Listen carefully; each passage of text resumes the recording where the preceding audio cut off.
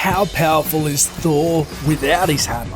I'm sure you've already seen the trailer for THOR Ragnarok, but in case you missed it, this happened.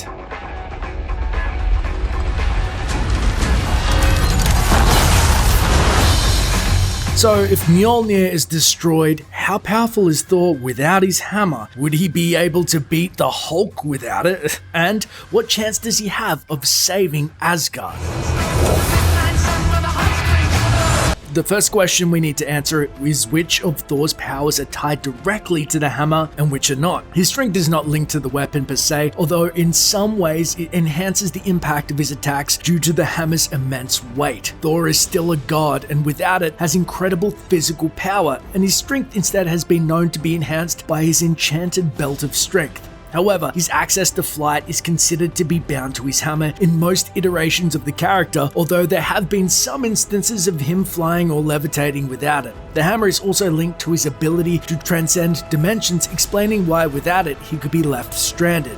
Weather control is another one of his most iconic skills, and he is still able to do this without the hammer. However, the hammer is generally believed to focus these powers, allowing for more control and precision. He also has powers over the earth as well, but this isn't shown as much as the lightning. He's also pretty resistant to physical injury, although he has been wounded by beings of immense power in the past. His speed is considered to be a native power. In the past, he's been shown to be quick enough to strike down a moving Quicksilver. However, throwing his hammer and holding on is one of the key elements of his speedy travel, so without it, he's still very quick, but not quite as quick as he could be.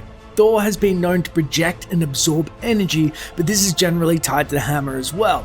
He also has what is believed to be his most powerful weapon, the God Blast. This immensely powerful ability actually shattered the hammer once in the comics and is tied to his life force rather than the weapon. However, the hammer does help him to control it and reminds him not to use too much power or risk shattering the hammer once more. So even without his hammer, he retains the speed, strength, and earth and storms control, although all three may be somewhat diminished compared to when holding the weapon. Mjolnir isn't the only weapon Thor has wielded over the years, however. If he is in fact unable to carry his iconic hammer, there is one likely weapon you will see in his possession. Jarnbjorn, the battle axe. This is the weapon used by Thor after he became unworthy to wield the hammer in the comics. This was actually his weapon many years before he picked up the hammer and was forged by the same race of dwarves who made his hammer. It's nearly indestructible and able to cut through almost anything. As we know, the comics don't always line up directly with Marvel's cinematic universe. Seeing as we're talking about the new movies, we should take a look at Thor's strength without his hammer in the first Thor film. In the movie, he's cast out of Asgard and stripped of his hammer, but in this situation, he's greatly weakened and essentially little more than a strong human. He retained his fighting skill, but not the power or speed of a god, and is subdued by something as simple as a taser or some drugs. You are no match for the mighty!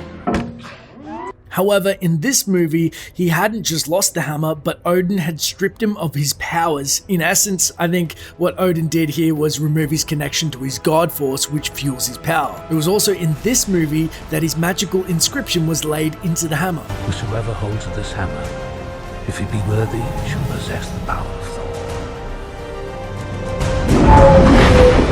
Many characters have held the hammer before, and even in the movies we saw Vision pick it up, but the wording is clear. It's not the holding of the hammer that grants the power of Thor, it is being worthy and holding the hammer. Though that seems like a little bit of a rabbit hole in and of itself. Thor regains his powers in the movie when he proves himself worthy and the hammer returns to him, so the question is, did Odin tie Thor's power to his hammer completely? If so, being stripped of his hammer would render Thor essentially a human, just like in the first movie. In the trailer of Ragnarok, we see Thor being subdued by an electrified net and then locked into a chair. If this is enough to hold the god, it's fair to say his power is greatly diminished, but if that's the case, how can he even hope to go toe-to-toe with the Hulk? The Incredible Hulk, the Furious Hulk. Not gonna happen, he tries to punch him.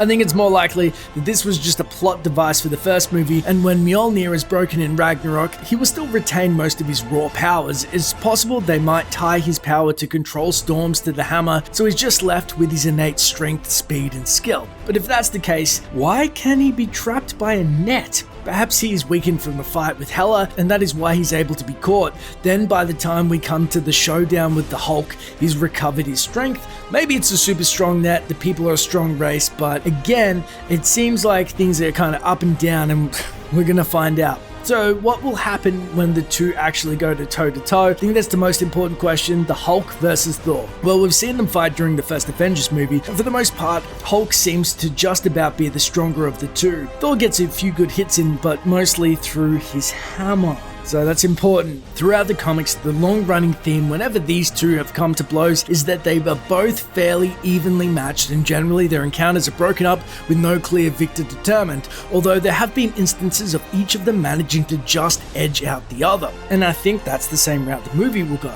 The two behemoths will clash and be evenly matched, perhaps long enough for the Hulk to calm down and see reason, because you gotta realize the thing that makes the Hulk go over the edge and get above Thor is how angry he is. And, Thor seems to be pretty happy and jovial about fighting the Hulk, so maybe he's going to bring him down a notch or two, because if he gets madder and Thor doesn't have his hammer, then it's going to be hammer time, but not in a good Mjolnir way. Look, if it really came down to it and there was a gladiatorial fight to the death, I think Thor gets the advantage simply because as strong as the Hulk is, he remains mortal while Thor is a god. Now, this doesn't necessarily make him immortal, but when the two are so evenly matched, it's the only edge either really has. Now, what do you think will happen when these two meet in the movie? And do you have any theories on what would happen in a full hypothetical fight between the two of them? No holding back. I think that may actually be a video we can explore their previous fights and the projection of who would win, the Hulk versus Thor. But the beauty of this video is it's just the start of the discussion. Our love for everything in the Marvel universe and geekdom in general is what surrounds and binds us together. So if you love everything about the Marvel universe, I want to talk to you about it. It's as simple as that, my friends.